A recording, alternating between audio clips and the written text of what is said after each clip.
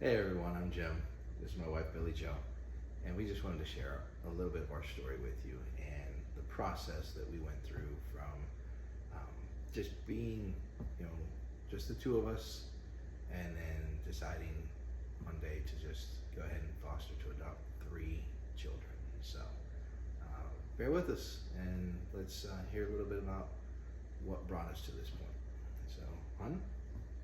So we've been married 11 years, and at the beginning of our marriage, we talked about having kids, we talked about not having kids, and we literally decided to try, and God had a different plan for us. We didn't know what that plan was, so we accepted it. We talked about adoption. We felt like it just wasn't the right thing for us at that time. Well, you felt it was the right thing. I was, not so for it. Right, you weren't. Very much against it, actually. And I had a daughter from my first marriage who was a teenager, and not. I enjoyed just the two of us. I really did. Mm-hmm. So I was very against the idea. I really was. So we put it on the back burner. And at that point, Billy decided to open her own business. A lot of things changed in our lives, and she decided that she wanted to open her own bakery. So tell them about that. Let's see what happened with that one. That was fun. So my dream was always to open like a coffee shop / bakery, and I decided to open an online bakery, not really knowing or having any idea what I was doing. And Other than baking some awesome stuff. I love to bake. I really, till this day, I still really love to bake, and I actually love to cook. And I decided to open a business, and I had a part-time job at our church, and I actually had to quit that part-time job because my business was booming. God was literally blessing our business, and we had a couple local shopping centers that were being built, and they were recruiting us to open a bakery. And so we went through the process, we negotiated, and we finally decided, and we felt like God was calling us to open a bakery. And literally worked my butt off to open a bakery, to the point where I burned myself out. And during this whole process, somewhere in that time frame, the idea of adoption came up again. And I was still not for it. And it caused a lot of tension and stress and resentment, I would say, to some degree, in our marriage and in our relationship. And there was a period of time where we both just kind of dove into our work and not so much into our relationship. Would you say that's fair? Very fair, very true. So, and we were deciding what to do from there. And I was Billy wanted to do it. She wanted to adopt, and I was still very against it. And I would say, how are you going to run a business and open a bakery and be a mom? My career, my job had me, days and nights, weekends, and all of those things, and 50-hour weeks easily. It just wasn't conducive for us to start a family, and especially not knowing what we were going to get when it comes to adoption. So again, tension, stress. So Billy dove into work. You dove into work? I dove into work, and we knew that something was wrong. Something just wasn't right. So Billy focused so much on the bakery, got the business going very, very well. Like she said, it was booming. I was booked out. I was turning down orders left and right. I was booked out. So doing weddings and birthdays and groom's cakes and just all of that stuff to save up to open up this, what's it called, a storefront. Open up this storefront in this new building that was coming into our town. So, but like she said, God had different plans. We actually went on a cruise, and we had talked about it because they kept pushing the bakery, the building back. Yeah, the building. And they kept pushing it back, and they kept pushing it back. And we have been on many cruises, and we went on this cruise, and I slept a lot. And I don't sleep on a cruise. She I'm the doesn't. type of person that loves to go on vacation, and I will Something plan planned, everything. Yes, because I want to experience it all. I want to do it all. I would say probably most nights we were in bed before 9 o'clock. I mean, we do get up to early to watch the sunrise, but I was tired. Yeah, and even when we got to port, you know, typically when we go to port, we do an excursion, and we'd stay out until we had to get back on the ship. And we would go and we would do our excursion. And one day, one of our excursions got canceled, and Billy was thankful. And that was the time where we actually got in a cab. We didn't know what to do, so we just found a cab that took us on a tour of the island, just drove us around. And where was that? Was that St. Martin? St. Martin, yeah. So St. Martin, and just drove us around the island, the entire island, and check it out. He took us to a nude beach. That was funny. Yeah, that was funny. Yeah, that was funny. That's not us. And then funny. we got stuck in traffic and literally almost missed we the almost boat. missed the boat. So Because where it was, it's where you can see that it's a beach where all the airplanes come in, and people like to do that. Why? I have no idea. It's not something I would enjoy. So, but that's, you know, we decided at that time that I was burnt out. I had run myself into the ground. I had no balance. I mean, I was working all the time. He was working all the time. And even though we still had a pretty good marriage, we knew something was missing. And we decided we were going to wait until the new year to make sure that's really what we felt God wanted us to do, was to back out of this storefront. And early January, this was in 2020, right before COVID hit, we decided to back out. So yeah, the only way we could back out is if there was another delay in our contract, and there was. They called us and said, "Hey, we're gonna have to delay another 6 months." Another 6 months. So that was our opportunity, because of the breach of contract. We could actually end it, get our deposit back, do all of those things, and on that cruise, I don't know, we do our best thinking on vacation and while we're drinking. I don't know. But on that cruise, we decided, if this happens, she's going to give up her dream of opening up a storefront bakery. She already had proven that she could be successful with a business, and that was part of that dream, to prove that she could do it. But we really felt God tugging at us, and I felt it. And like, everyone's like, "You're backing out. What are you going to do?" I said, "I don't know, but I know God has a different plan for us. I really don't know." And we truly believe God had a different plan. In March, we go away for our anniversary. We usually go away around our anniversary. We try to do 2 trips a year. And we went to Vegas. And that's where we fell in love with hiking. Yes, and we went to Colorado. So, yep. And we hiked in Vegas, and we were like, "Wow, this is awesome." This is cool. Favorite hiking places in Vegas, Valley of Fire. And we went to Colorado. You almost died on the hike. So, was that one? That time? I don't know. No, but that anyway, wasn't that time. That was a different time. She tried to kill me. I did not. So. We tried. I don't know. We came back from that cruise, and we felt really refreshed, and we felt God calling us. So I was like, I'm going to try maybe food photography, just kind of do custom orders. Still didn't know what God was going to call us to do. Come back from that trip. Not even 2 days later. 2 days later, he ends up in the emergency room. So, with blood pressure through the roof. They had to do tests to make sure. Blood pressure was like 210 over 160. So it was nuts. Woke up in the middle of the morning, like middle of the night, like 3 a.m. And the blood pressure was that high. Went to the emergency room. They were shocked. My doctor was shocked that I didn't have a stroke because of that blood pressure and all that. So I went to work the next day. So a little bit late. I went to work the next day. And that Friday, you started coughing. I started coughing. No, it was Wednesday. Wednesday I started coughing, and then Thursday it got a little bit worse, and then Friday is when I was coughing, and I was coughing up some blood to go with it. So I'm like, okay, maybe I should go see the doctor. And lo and behold, you just had bronchitis at that point. That's what they thought. Yeah, and then he went back that following Monday because he was worse. Yep. And he ended up with COVID. He was one of the first 100 cases in our state with COVID. This is when it first happened. Like the first time people knew about just started hitting it or whatever. But we didn't know he had COVID because it took Yeah. 10 days for the test to come back. So And by the time the test came back, he had started feeling better, but doctors wouldn't see him because he didn't have a test and they didn't know.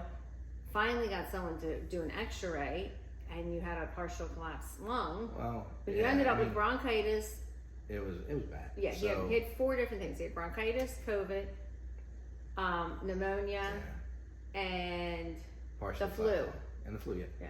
So, but the whole thing with that, you know, that first 10 days, I got really bad. I could not walk 5 feet without losing my breath, almost passing out.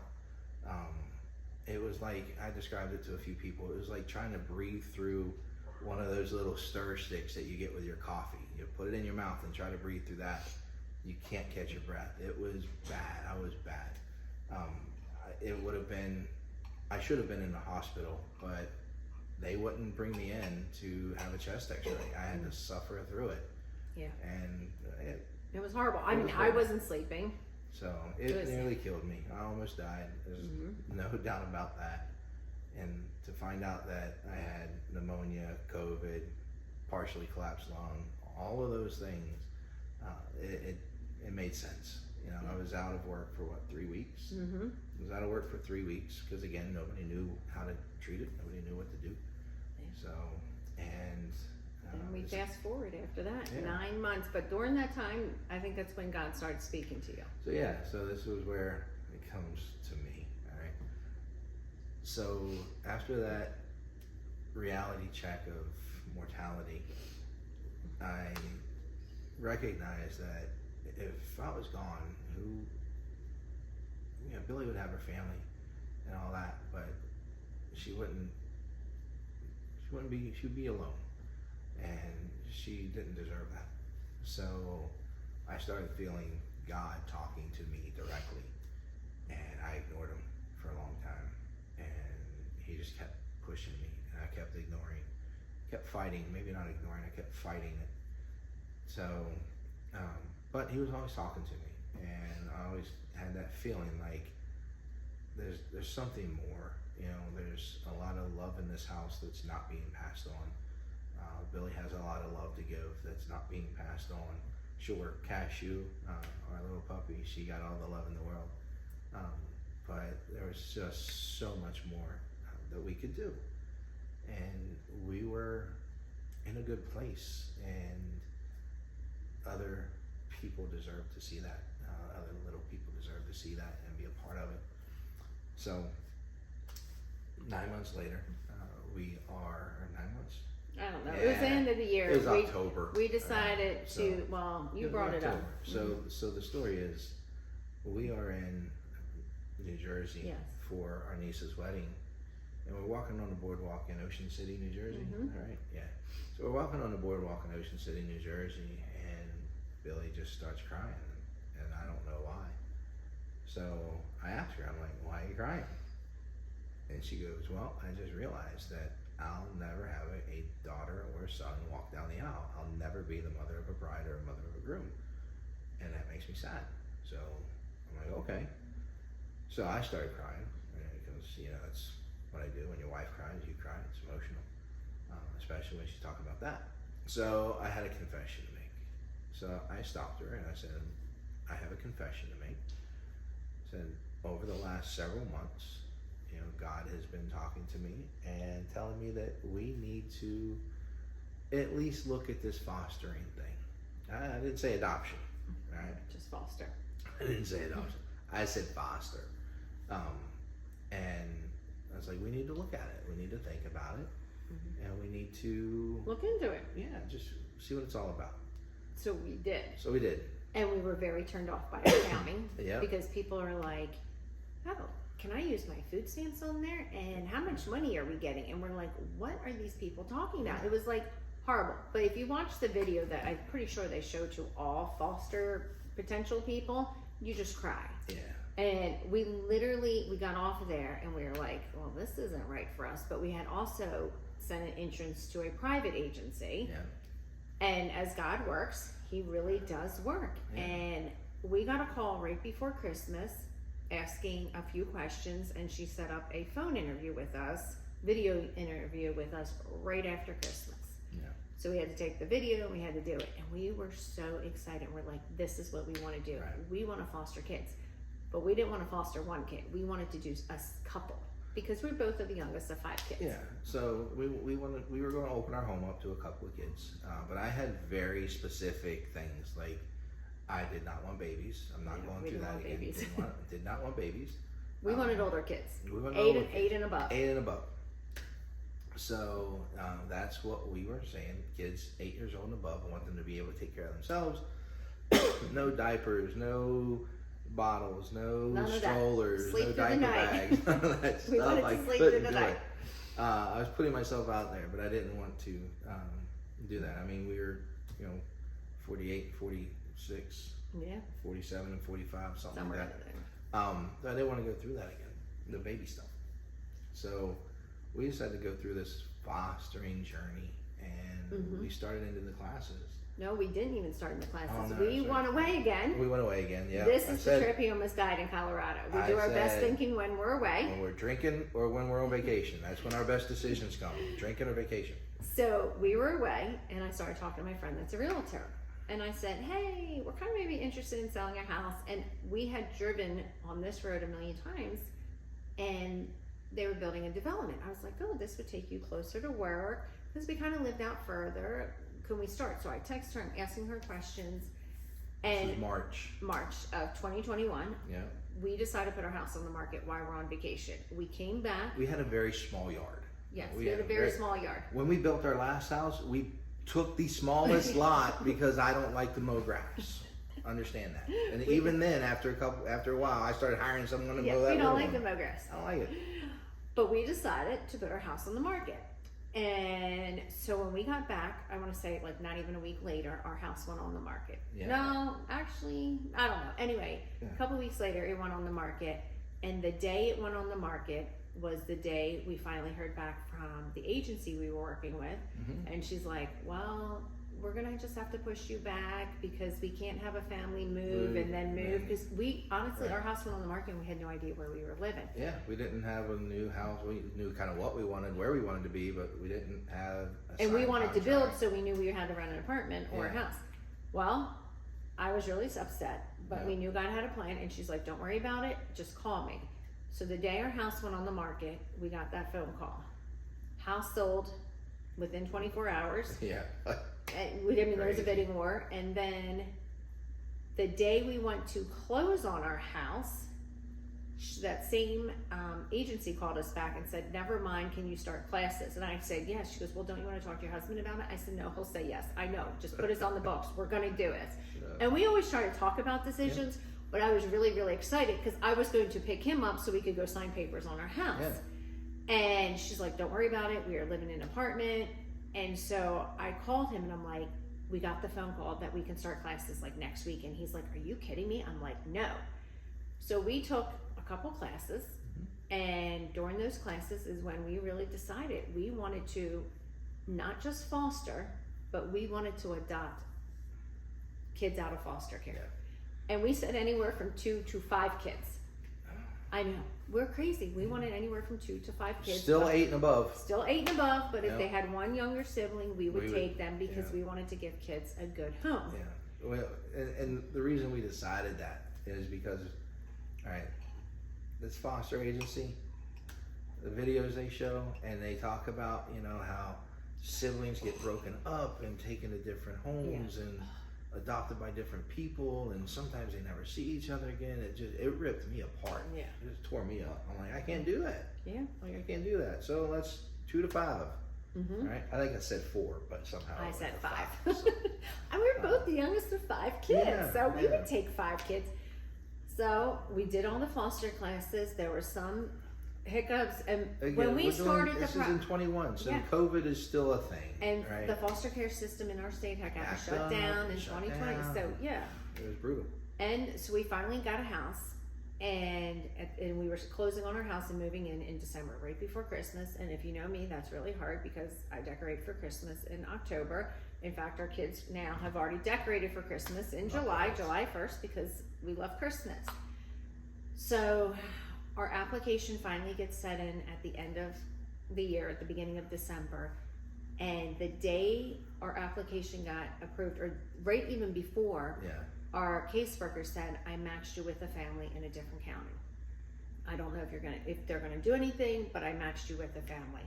And I called him, I'm like, we've been matched for a family already, and Like, we're not even licensed yet. We're not even licensed yet. And we finally get licensed, and we have that first interview, and we happen to be at the top of the list, and we get this information about 3 kids. Girl, boy, girl. And they're not 8 and above. They're 5, 7, and 9. 5-year-old. 7-year-old and a 9-year-old. Yeah. But we met them in the beginning of January, but the county wouldn't proceed with adoption until they had a family lined up. We met them, we walked away, and we took Cashew at that time. She was our little puppy. To help break the ice. To help break the ice, because the kids didn't know. They were told it was for respite. They didn't really know everything. We left that first time meeting them, Yeah. and in January. At a park. It was cold. It was cold. And we said, those are our kids. Yeah, we did. We walked away and said, those are our kids. And the funny thing is, we said the boy is going to be the troublemaker.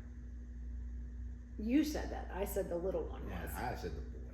The little one. You said whatever. And so he's a troublemaker, but nothing like his little sister. So we had to do respite, and in so many ways we had a great experience with them, with the adoption, or the fostering and the adoption.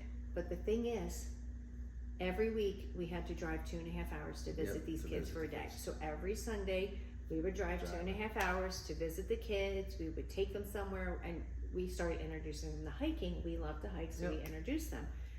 But we would take them to parks. We'd take them to like Barnes and Nobles. We would just do something with these kids to get to know them. And we realized there were some issues. And so when you hear some crazy stories in the foster care world, definitely are true. They are real. We started realizing the kids weren't showered, they would come hungry, found out that they weren't really eating a lot, they were just getting whatever the school gave them. And if you saw school lunches, you would know that that's not a lot, or they, whatever. So, and the clothes were always dirty, and they just, it was not good. Well, their caseworker left, and then they got moved to an adoption caseworker, and we're like, we need to move these kids, and they wouldn't move them. We're like, no, we really need to move these kids. So we started having all these different conversations. Our kids in our area go to year-round school. We finally got them to be able to be moved. And when we tell you God had his hand in all this, he really had his hand he really in. did. They moved in, and 8 months later, they were officially adopted. And that is unheard of in our state. So unheard of. And it would have been less, but they had to live with us 6 months before the paperwork could even be filled out. And we missed that cutoff by 2 days. We had to wait a whole nother month.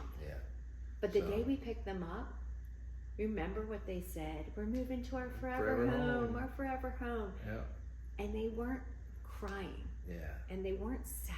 They were so excited because they had already spent so much time. We'd bring them here for the weekend. They were in foster care for 2.5 years before we even met them. You know, and that constant disappointment of, you know, being reunited with their mother or the father, and you know, really their mother being reunited with their mother, and that constant disappointment. And you know, they just wanted a family. That's it. That's all they wanted, was a family. And that really is, that's all we wanted to. So it all worked out. And like Billy said, God was a part of it, you know, of every piece. And you know, getting matched up with the kids a week before we're even licensed, and then meeting them 2 weeks after we're licensed, and them already being so close to the termination of parental rights and moving in with us so that we could fast track that adoption process. And not all really they fast wanted track, was their Christmas present that year was, all they wanted was to be adopted. And they got adopted on December 20th, 5 days before Christmas. And it was the most amazing day. So. And my brother and one of my brothers and my two sisters came down. Yeah. So to be a part of it and to support us, and you know, we have a family out there that even though they don't live by us, they're all very far away. They're all very supportive. You know, they are just, I mean, I can't say enough about it. They're just very supportive, and they love the kids. They love one of them. I think everyone loves these kids though. Yeah, I know. I mean, we take them everywhere and everyone loves them. Yeah, everybody's like, oh, you got such good kids. I'm like, where? They are really good kids. But we always tell people that God blessed us with 3 amazing kids. And that's kind of where we are. We want to share this journey with the world because foster kids need a good home. Foster kids deserve to have a good home. They are full of love and they are just need homes. And it's just an amazing, it's an amazing journey we've been on. It is. Everybody says the kids are so blessed to be with us, but we're blessed. We're blessed to have them. So we're going to share some things that we've learned as a parent. Good and bad. Good and bad. It's not all peaches and cream and roses or whatever the sayings are. It's not, but we have learned a lot. We've learned a lot about parenting. A lot of tears, how to deal with different kids with trauma, PTSD, ADHD, and different things. Yeah. And just what we learned through all of that. And medication is not the answer to everything. Yeah. In fact, we were able to take our son who was on ADHD medicine. A month after he moved in, we were able to take him off medication. Yeah. And some growing pains with that, but everything is good. And, you know, again, there's definitely been tears. There's been feelings of failure as parents and all of those things. And but one thing that we have definitely done is stuck together and we work together. Allow God to work through us, allow God to work on our kids, and they have a healthy relationship with the Lord. So that's always a good thing too. You know, we've got our boy who is praying 1 minute and then cursing the next minute. You know, but nothing real bad. Don't get me wrong. But but he loves God. It was funny. And so we're going to share our journey. We now homeschooled 2 of them this year, and the third one will be homeschooled next year. And we're going to share what I'm doing now and what God has called me to do, because I don't bake anymore. I have a whole different career. And you get to share your journey about your work. And it's just, we want to encourage other parents and we want to help other parents. We want to make a difference in families. Yeah.